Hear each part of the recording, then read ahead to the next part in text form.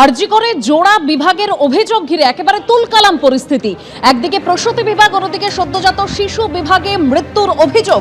সদ্যজাতের সিজারের সময় পা ভেঙে যাওয়ার অভিযোগ।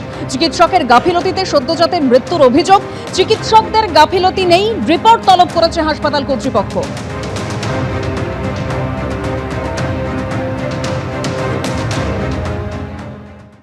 জোড়া অভিযোগকে কেন্দ্র করে আরজিকর মেডিকেল কলেজ হাসপাতালের প্রসূতি বিভাগ এবং সদ্যজাত শিশু বিভাগে উত্তেজনা। অভিযোগ যে সদ্যজাতকে সিজার করার সময় চিকিৎসকদের ত্রুটিতে তার পা ভেঙে যায় এবং তারপরে সেই সদ্যজাতকে এই মুহূর্তে এসএনসিইউতে রাখা হয়েছে এবং এসএনসিইউতে তার শারীরিক অবস্থা সংকটজনক, তাকে ভেন্টিলেটরে রাখা হয়েছে। তেমনি রোগীর পরিজনদের, সদ্যজাতর পরিজনদের দাবি। অন্যদিকে আরও এক পরিবারের অভিযোগ যে চিকিৎসকের সিদ্ধান্তের গাফিলতিতে মায়ে গর্ভস্থ থাকা যে সদ্যজাত, গর্ভস্থ অবস্থাতেই সেই সদ্যজাতের মৃত্যু হয় এবং তারপরে চিকিৎসক এবং নার্সরা অমানবিকতা করেন। এ নিয়ে ইতিমধ্যে হাসপাতাল কর্তৃপক্ষ জানিয়েছেন যে কোনোটাতেই চিকিৎসকদের গাফিলতি থাকার কথা নয়।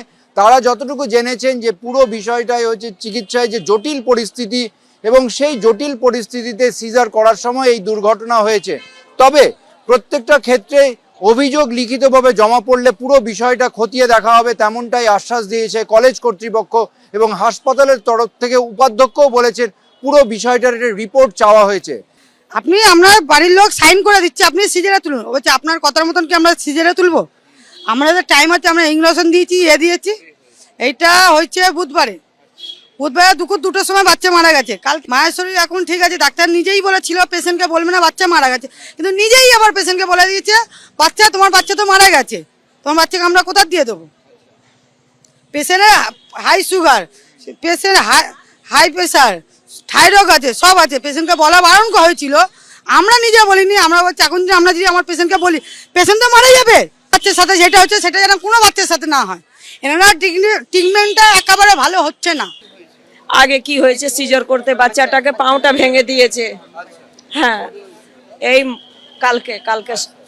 কালকে 5টার সময়, নেই কালকে 5টার সময় করেছে। বলছে সিজার করতে ভেঙে গেছে।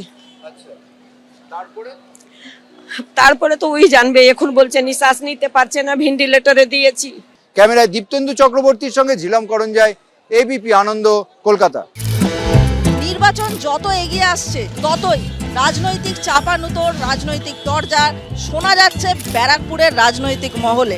সরকারি দল যারা আছে দায়িত্ব অবশ্যই তাদের উপরে বর্তায়। এখন ক্রাইম রেটটা যদি আগে 100 থাকতো তাহলে এখন ক্রাইম রেট হচ্ছে 2-3% ম্যাক্সিমাম। প্রতিদিন তৃণমূলের মদতে তাদের খুন সন্ত্রাস চলছে। কি বলছেন এখানকার মানুষজন সোচ্চারে? তারা কি বা বলছেন ফিস ফিস করে? শোনার চেষ্টা করব সেই সব কিছুই, কান পাতবো ব্যারাকপুর অঞ্চলে। তাহলে চলুন ঘুরে দেখি ব্যারাকপুর। উন্নয়ন তো নেই, উন্নয়নের নামে চুরি জোচ্চুরিটা বজায় রয়েছে। যে কোনো কাজ করতে গেলে যে কোনো গুন্ডার সাহারা নিতে হবে, ব্যারাকপুর অঞ্চলে আনা নেতার সাহারা নিতে হবে। কিছু না করতে পারলে তাহলে পুলিশ দিয়ে আপনাকে জেল খাটতে হবে। এখানকার পরিস্থিতি কিন্তু খুব ভালো। ব্যারাকপুর অঞ্চলে তো সেরকম কিছু নেই, অ্যাডমিনিস্ট্রেশন বলতে কিছু নেই। ব্যারাকপুর শিল্পাঞ্চলে উজ্জ্বল ভবিষ্যৎ আছেই।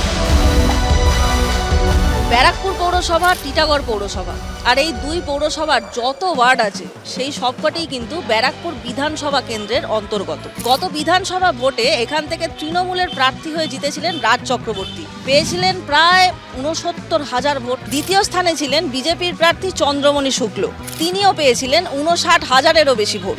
রাজ চক্রবর্তীকে এখানে শুধুমাত্র বিভিন্ন অনুষ্ঠানে পাওয়া যায়, সাধারণ মানুষ নিজের দুঃখ দুর্দশার কথা বলার জন্য রাজ চক্রবর্তীকে পান না। আমাদের মাননীয় মুখ্যমন্ত্রী মমতা বন্দ্যোপাধ্যায় মানুষের জন্য 365 দিন ভাবে এবং নানা রকম ভাবে মানুষের পাশে থাকে। ব্যারাকপুর অঞ্চলকে ইন্ডাস্ট্রিয়াল ডেড বডি বলা হচ্ছে, কাদের ওপর দায় চাপাবেন? অবশ্যই তৃণমূল। সরকারি দল যারা আছে দায়িত্ব অবশ্যই তাদের উপরে বর্তাবে। সবাই মিলে এটা করেছে, শুরু করেছে সিপিএম, তারপরে বিজেপি। তৃণমূলের যিনি বিধায়ক, তার নেতৃত্বে যারা এখন কাউন্সিলর হয়েছে তার একটা বড় অংশ সমাজ বিরোধী। মানুষের হাতে কাজ নেই বলে এই ইন্ডাস্ট্রিয়াল বেল্টে ক্রিমিনালাইজেশন বাড়ছে। অনেকটা কন্ট্রোল, অনেকটাই ক্রাইম রেট কমেছে। এই বিভাজনের রাজনীতির বিরুদ্ধে আমরা মানুষের রুটি রুজির সংগ্রামকে নিয়ে এগোচ্ছি। ব্যারাকপুর অঞ্চলে তোলাবাজি বা সিন্ডিকেট চক্রের প্রভাব আছে? চারিদিকে ছড়িয়ে রয়েছে তোলাবাজি আর দাদা, এখানে গুন্ডা মাফিয়া রাজ চলে।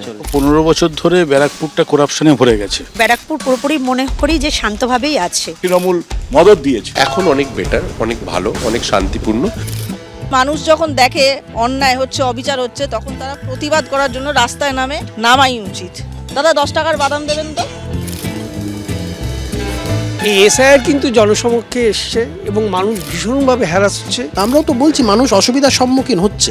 অহেতুক মানুষকে হয়রানি করবে সে যেই করুন না কেন, আমরা রাজনৈতিক দল হিসেবে সেটাকে কখনো মান্যতা দিতে পারি না। সব ঢপবাজি সোশ্যাল মিডিয়ার পলিটিক্স ওরা করে, বেসিক্যালি ওদের কোনো কাজ নেই মানুষকে বিচলিত করা, মানুষকে বিব্রত করা। এটা কিন্তু একটা ব্যাড ডিমার্কেশন হবে। 2011 থেকে টিল আজকের ডেট অব্দি অন্তত বিগত 14-15 বছরে ব্যারাকপুর একটা জঞ্জালযুক্ত শহর হয়ে গেছে। এডুকেশন ফিল্ড এবং যে সমস্ত সেক্টরগুলো আছে যেখানে কিন্তু ম্যান পাওয়ারটা লাগে, সেক্ষেত্রে সেই কর্মসংস্থানগুলো তো রয়েইছে।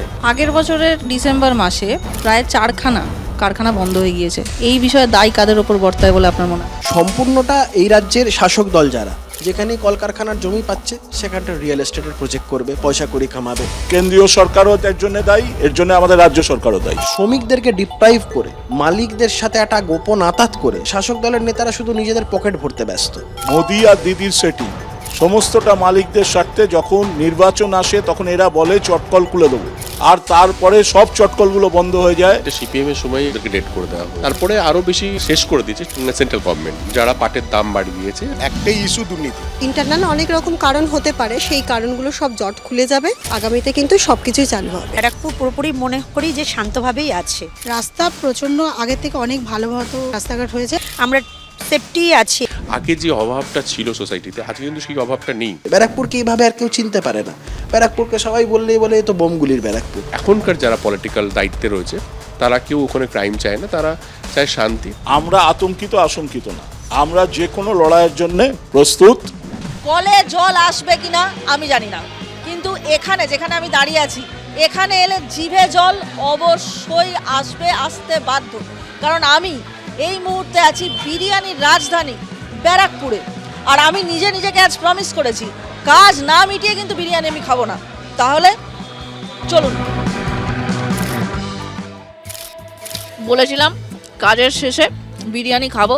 আমি আবার কথা রাখতে খুব ভালোবাসি, বিশেষ করে খাবার সংক্রান্ত কথা দিলে তো আমি রাখি। কিন্তু বিষয়টা হচ্ছে এই বিরিয়ানি খাওয়ার একটা বিশেষ কারণ আছে, জানেন? কারণটা হচ্ছে যেহেতু আজ আমি একজন সাংবাদিক, ইউটিউবার, কন্টেন্ট ক্রিয়েটারের পরিচয় ছাড়িয়ে আজ আমি একজন সাংবাদিক, তাই আমি খবর নিতে এসেছিলাম যে বিরিয়ানি হওয়ার আগে ঘি ঢালা হয় না বিরিয়ানি হয়ে যাওয়ার পর ঢাকনা খুলে ওপর দিয়ে হাত ঘুরিয়ে ঘি ঢালতে হয়। এই খবরটা আমি আলটিমেটলি পাইনি,